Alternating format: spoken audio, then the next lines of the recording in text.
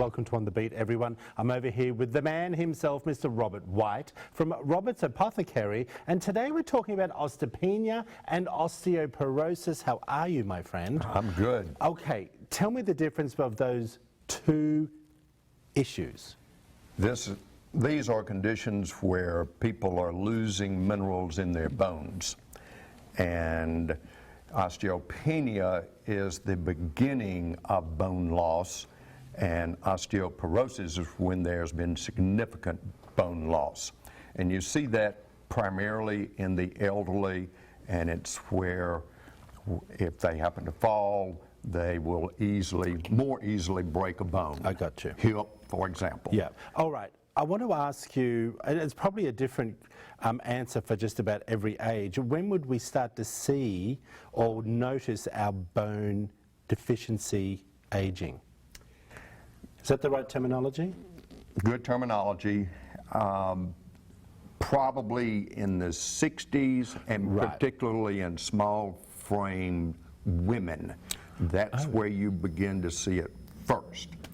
And the key is taking the right minerals like calcium and magnesium and some other things to keep the bones strong. But should you start taking them at age 60, or should you start them in your 40s? Well, normally a physician is going to be checking bone density. Yes. You can do a scan and do that, and depending on the patient's insurance as to when that can be done. Interesting. Well, you said insurance, so you're saying a prescription subscribed medication or insurance for your medication? Not for my medication, no. to have the scan done to see you. what the bone density is. Oh, so we need a scan to find that out. Interesting. Yeah. I didn't know all that. Yeah. All right, let's talk about the natural remedies that you love to talk about. What are some of the ones that we could be doing to help the situation once we know we have bone deficiency? Once you are beginning to lose bone, then most physicians are going to prescribe a calcium formula. One of the main minerals in the bones is calcium, but bone is actually made up of about a dozen minerals.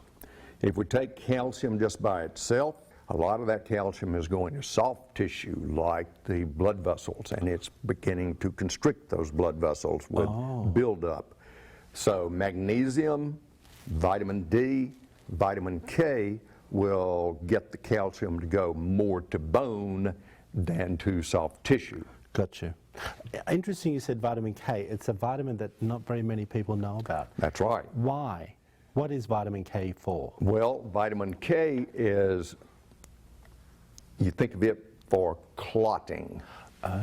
And people who are on blood thinners have to avoid foods that are rich in vitamin K, and that would be the green leafy vegetables like spinach or kale. Right. Because extra vitamin K for them, it alters the thickness of their blood. It makes their blood too thick. Got you.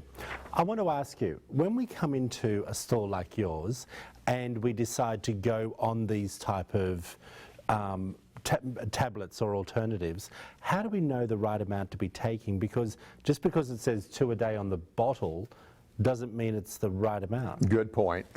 Most of the supplements are going to be labeled, take 1 tablet, 1 capsule once a day, twice a day, and they won't give the reasons why you should be taking that product. FDA won't let them put too much information on the bottle because they're making claims that have not been proven. Approved yet. Great information if you want to find out more, or maybe you're a little bit concerned that you may have these conditions. Head over to Robert White at Robert's Apothecary. All the information is up on the screen for you now. Give them a buzz. They have a great team. Back after this short break.